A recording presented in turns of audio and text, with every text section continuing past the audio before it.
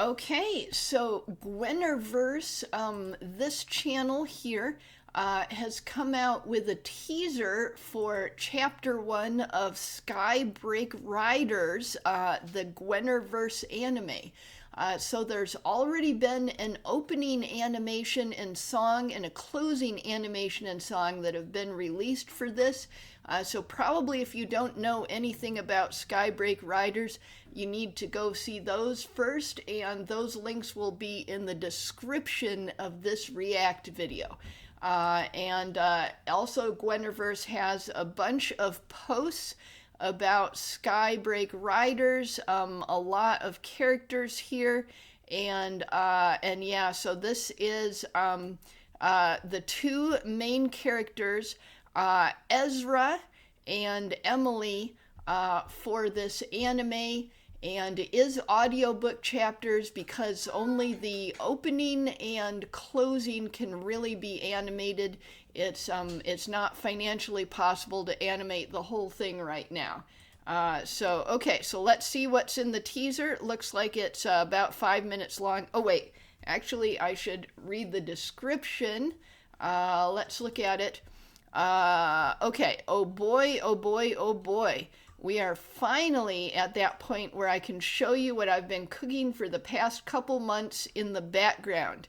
The full chapter will definitely, at minimum, 20 minutes long. So pretty much the same length as a regular anime episode. Okay, so this is the first scene, starting with Ezra having a recurring nightmare. I know, definitely darker tone than what the opening song at least sounds like, right? I want to thank you all for your patience and support. You've been showing me on this journey of development for this series. Please let me know what you think of it. Are the sound effects distracting? Music not loud enough? The voice not selling it? I would love to know what you all think and feel about what I've got here this far. Still a good 17 minutes approximately to do, which shouldn't take too long, and don't worry, it is nowhere near as dark and dreary as this initial scene. We get into the final literally right where this leaves off, and I think you all will love Emily's personality and the dynamic between these two. Let me know if you guys want more incremental teasers like this for the public chapters, or just one teaser and then the full chapter afterwards. The voice is provided by Grok. I may or may not look elsewhere depending on you guys' response.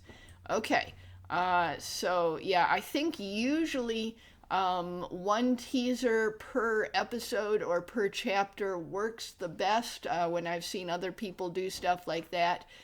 So that's just my initial thought on that issue. Okay, so let's go in and start it.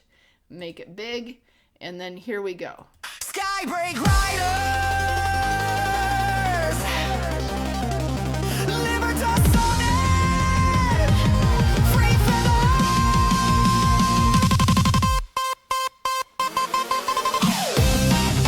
Oh yeah, and this is the opening that he already has, so I've got a link to just the opening in the description below. So I guess you don't have to actually go watch the opening yet, because the opening's right in here, and as far as I can tell, it looks exactly the same as what I remember.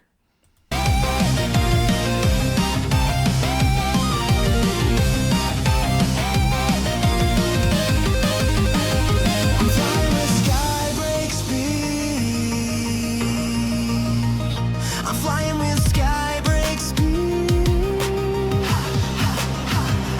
riding on the winds of a neon sky. Oh, I'm flying, I'm flying, I'm flying, I'm flying, I'm flying, I'm flying, sky high. I'm flying sky high. I'm flying, I'm flying, I'm flying, I'm flying sky high. I'm flying, I'm flying, I'm flying, I'm flying sky high.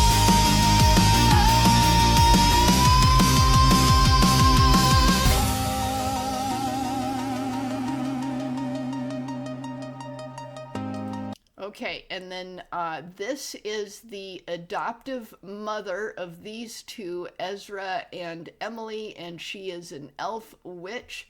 and these two have a brother-sister relationship, but also a deep friendship.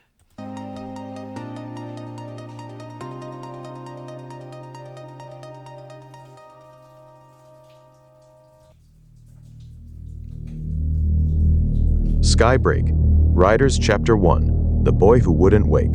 Sleep never came easily to Ezra, and when it did, it rarely brought rest. The dream began where it always did, at home. The hallway stretched before him, quiet in that fragile way it always was, just before night fully settled. Soft light bled in from the far room, casting long shadows across the floor. It should have felt safe. It used to. Ezra stood there, smaller, 8 years old. His chest rose and fell too quickly, as though he had already been running. Then the sound came. A crash. Sharp. Violent. Wrong. It tore through the silence ahead of him. Emily. He didn't think. He ran. His feet struck the floor in uneven rhythm as the house seemed to shift around him, the distance stretching just enough to feel cruel. Just my impression from the narration voice right now is that I think the emotion in it is a little bit too stiff, and it feels a little bit robotic. You know, not very robotic, but a little bit too much. So I think you might need to do some tweaks on the narration voice, figure out something, and I think maybe like a little bit of a deeper male voice would work. That might help. I'm not quite sure. But anyways, that's just my initial impression. Let's keep going. Another sound followed, struggling, voices, and one of them was unmistakable, his father. Ezra reached the doorway just as something slammed hard against the wall. At first, it was only movement, blurred shapes, flashes of motion, but then it sharpened with terrible clarity. His father stood between them, between Ezra, between Emily, and the man across the room, the assassin. There was nothing outwardly monstrous about him, nothing exaggerated or grotesque, and yet something about him felt wrong in a way Ezra could never explain. Not like something dangerous entering the world, but like something essential had been taken out of it. Steel flashed. His father moved. There was a sound. Wet. Final. Ezra stopped. His father staggered, then fell. Okay, so right there, there were like sounds. It sounded like sword fight sounds, but what was being shown in the picture was Ezra's father using like magical energy, and this guy using this kind of weapon. I don't know if I can actually say the word on YouTube without restrictions, but yeah, this energy weapon. It's obviously not a bullet that's coming out of it either, but yeah, so we're hearing sword sounds, and also I think the sword sounds were a little bit too loud, and it was hard to hear the words. Let me put on the closed captioning and look at that scene again. Out of it. Steel flashed. His father moved. There was a sound. Wet. Final. Ezra stopped. His father staggered, then fell. The world tilted. Ezra, he never knew if that part was real. What he did know was Emily was behind. Oh, there is a blade here. Okay, there is a blade. Okay, that makes more sense. Maybe take the like here, when you just see energy, like energy coming from this weapon and energy coming from his father, like instead of having the steel sounds here, have like maybe energy sounds, like whatever this sound this magical energy makes. There's a lot of sounds that are kind of standardized, and then when you see the blade, then you can have the sword fighting steel on steel sounds. So maybe that would work better. I'm just thinking here, yeah, I think that would probably work better. Either that or have this picture not be here as long and replace it with the picture where we actually see the blade first. So like take this picture and move it up a little. That might also work. So either one of those solutions would probably work, and like maybe turn down the sound effects a little bit. Ezra stopped. His father staggered, then fell. The world tilted. Ezra, he never knew if that part was real. What he did know was Emily was behind him, small, terrified, and something inside him snapped. The fear didn't vanish. It twisted, collapsed inward, burned. His vision narrowed, the edges darkening as something hot surged through him. Red. The world lost its shape. Details no longer mattered. Only movement, only threat, only him. Ezra stepped forward. The assassin turned toward him. Ezra's hand found a jagged piece of broken stone. He moved, faster than he should have been. The distance vanished. The stone pressed against the assassin's throat, his small hand trembling, not from fear, but from something else. Something sharper, something burning through him from the inside out. This was the moment that always came before something else, something he could never reach. He tried, he pushed. What happened next? Why couldn't he remember? The red deepened, the world fractured, and just as it all... So I'm thinking that from the description and also like posts that I've read about Ezra before, I'm thinking that what he's trying to do here is like reach his own magical power, and you can see his eyes glowing a bit, and also the purple glow behind him. It feels like from the description, Ezra is trying to reach his own magical power, but he's not really reaching it, or at least not able to utilize it like he wants to. So he has to use the jagged rock, which makes sense since he's a child. And also, since this is a nightmare, it's not really an accurate representation of that particular event.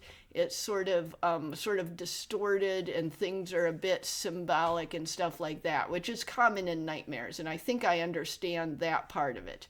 Okay, so let's go forward. Always did. It broke. You always laugh the loudest. Okay, and then this is just the ending song that I remember. Yeah, this is just the ending song. Okay, so yeah, I think including the entire beginning song, the entire opening song, and the entire ending song in this teaser work, because then you don't have to send people to entire other videos if they've never heard of Skybreak Riders before. Yeah, I was thinking it would just be the teaser, but the teaser is sandwiched between the opening song and the closing song. So yeah, it's something different than I expected, but I think it works a lot better than trying to redirect people to two other videos when you're just showing them your teaser. Yeah, so yeah, because you want people that have never heard of Skybreak Riders to come in here and be able to follow it, and the introduction, the opening song and animation gives them some context. And then I think the look at how dark this looks, and how there's like a lot of like little, like, I don't know what it is, all over the walls and stuff. But yeah, look at this. It's like dirty, and it's got this like sort of like oil like evil energy, or representations of negative emotions. It's everywhere, and so it does feel very nightmare like. Yeah, and I like this one where there's like a light at the end, and but the place where he and Emily is dark, but he's reaching towards both Emily and the light at the end. So that shows the dark place he's in the nightmare, but also that he's reaching towards someone important, and he's reaching towards the light at the same time. So yeah, the color scheme and everything seems to work well. So I'm thinking about it. Yeah, I don't think there's anything else in particular. And I was kind of thinking that as an audiobook that there might be like word balloons for character dialogue, but there isn't actually any character dialogue in this. It's just, narration. And but I did notice there's this one here which I think works well when you're doing, a non-animated, audiobook segment sandwiched between the opening song and the ending song. So there is a little bit of like comic book style. This stuff, I forget what it's called. It's not a word balloon, it's something else. So there is a little bit of it, and I'm kind of expecting that when they actually do have dialogue, that there might be word balloons with the dialogue in it. It wouldn't be strictly necessary, but I've seen like a lot of other what they call, motion comic audiobook things. I've seen others do that, so I think there might be that. But yeah, this one is almost entirely just there's no words, there's nothing besides the narration. So yeah, there's no place to put word bubbles in this. But we do have sort of like a comic book like format. Like look at this division here between the two scenes. That sort of looks like comic book panels. And then this also kind of looks like comic book panels. So that's sort of what I'm expecting for the rest of it. I don't know if that's how it's going to be set up. And it doesn't have to be set up that way. Like, it can be set up in other ways. I've seen other ways work as well. But that's just sort of what I'm anticipating. Okay, so I'm not going to just sit here and watch the ending song. It looks like it's exactly the same as I've seen before, and I've already reacted to that. So that was the entire reaction. Oh, and I'd better remember to give it the thumbs up. Okay, so that's the entire reaction to the teaser. And this channel, GwenerVerse, does really good stuff and is one of the few channels where I will actually react to teasers and rough drafts. That I will sometimes do that for this channel. So really good stuff, and I'm really excited to see what might come in the future. Sorry about that. I'm really excited to see what might come in the future.